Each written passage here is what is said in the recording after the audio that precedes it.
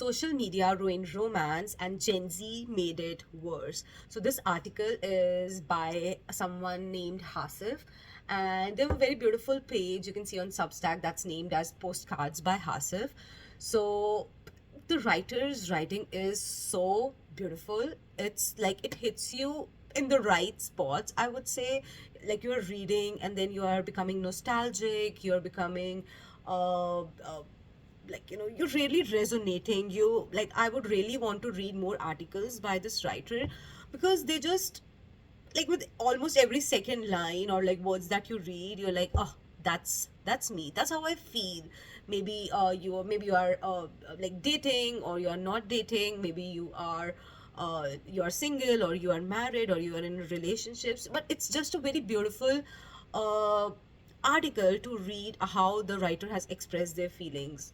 The writer mentions that there was a time when, like, before all of these dating apps, we used to send each other texts like, "What are you doing? What you doing?" And really, the romance at that time felt like yearning or waiting, waiting for their letter, waiting for them outside the library, maybe waiting for them to pass by and seeing them across the room, or like waiting for them on Messenger to for them to show us online. And it was like really, it was very terrifying yet a vulnerable feeling. And it wasn't about sharing your playlist. It was about waiting, like waiting for a person, like with whom you can play those songs maybe 78 to 80 times. And we used to write poetry for each other. And there were cassettes. We used to cry listening to songs on cassettes, and we knew how their handwriting was, and when they wore a particular sweater, how they looked like that day, what they wore that day, okay, how they were feeling that day. And you remember things very clearly. And you did not have a archive button, there wasn't a save button, there wasn't a delete button. Everything, you were right there in the moment, feeling and experiencing those things. It's like the old school way, right? So when like the internet was introduced, it really, like the romance really became like a performance, right? Dating became a performance. And you're like, you feel like you are curating, you are branding your relationship, and you're tracking everything that they do. How when they're online, you're tracking their likes, you're tracking their comments, like their activity, what they're doing, like an FBI agent. And you're seeing, why you're decoding why they followed their ex's dog, for a change. And we are no longer feeling things, we are only posting things for the sake of posting. We are performing. And there is a very beautiful line that the writer wrote. The writer mentioned, "I miss the days when breakups weren't aesthetic." Oh my god, that line really hit me. As the writer is trying to say here that when you used to cry into your pillow, right? And you're not crying in front of a camera, making those 30-second crying reels to capture those type of emotions. There was no witness of that, like before all of this. And yeah, you used to listen to those sad songs while you're crying, and now we don't even know how to say goodbye to anyone, right? We have a lot of terms that have been like that came into picture like a few years back, and we started talking a lot about it, like ghosting, breadcrumbing, orbiting, soft blocking. So these are the terms you can read on the article, and I'm sure like you might already know about it. If not, you can read it on the article. And before all of this mess, people used to talk, talk while ending their relationship, talk what was their problem. And if they like broke up, they used to cry, and they ended it. So they give you a closure, and it's just not a simple blue tick and sudden disappearance, or like they blocking you after you see the typing on WhatsApp or Insta.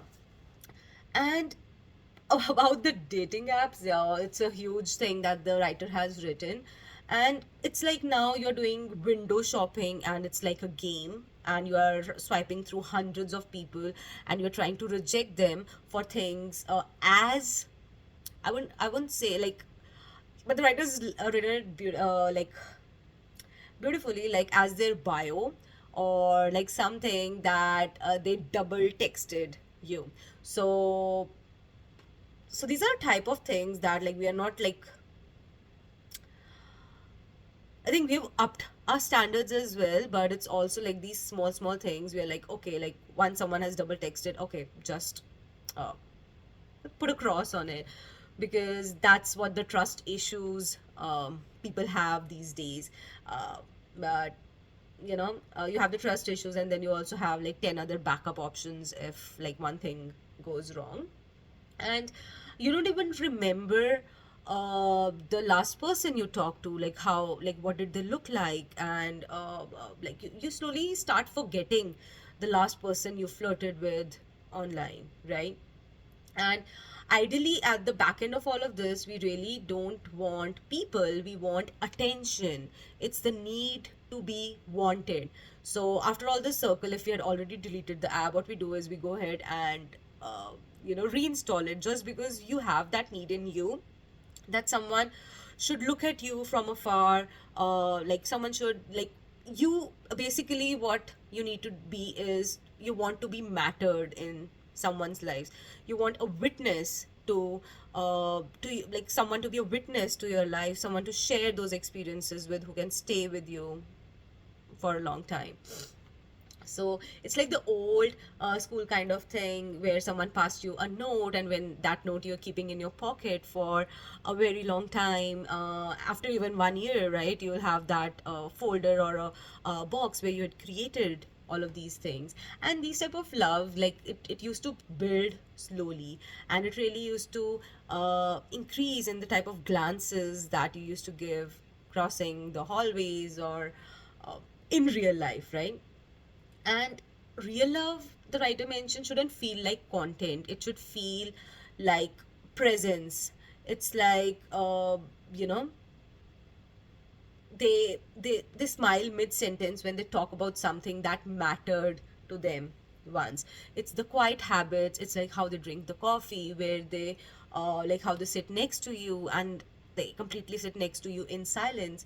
And maybe uh, that's where we went wrong. Maybe the writer says that real love isn't meant to be seen, it's meant to be sacred. Uh, you know, uh, Maybe that's where we ruined it, trying to make it as a public version of it, or an Instagrammable version of it, right? And real love is meant to be that messy thing, that boring thing. It's not meant to give you butterflies like for a long time, right? It's meant to be that boring, that awkward kind of thing, that thing that you try to understand what the writer is trying to say, right? Because like if you wake up with that same person every day, right, there will be, like if you're dating someone for 2 days, that there would be a difference in dating someone for 2 to 3 days than dating someone for an year or so. So you have those repetitive things that you meet them at the station every day, maybe you are living together and you're waking up next to each other every morning. And these things are like really sacred, and they get quite boring or like mundane, if you say slowly down the line. And that's what the real romance said. And he mentioned that social media didn't just ruin the romance, it butchered it, and it filtered it. And people say that it's and he also says that it's not real until a lot of people, hundreds of people, tap likes onto your uh, highlight reel or the pictures that you have posted. And honestly, the truth is, like, the best love stories, they don't live online, they live in uh, the very ordinary moments, the daily moments, as we mentioned, the real moments, the kind moments. And at the very end, the writer gives a very beautiful thing to say that go ahead and log out for some time, send that risky text that you would want to send, and ask someone how their day was going, what have they been up to. And show up like it's 1998, and then there's no going back. So show up in person for them, try to put in some extra effort, and you will notice that somewhere out there is craving the same things that you are looking for. So it is such a beautiful article. This is just like a gist that I gave you of the article. There are a lot of lines that don't even come close to how I have portrayed this. So I think you should definitely give it a try.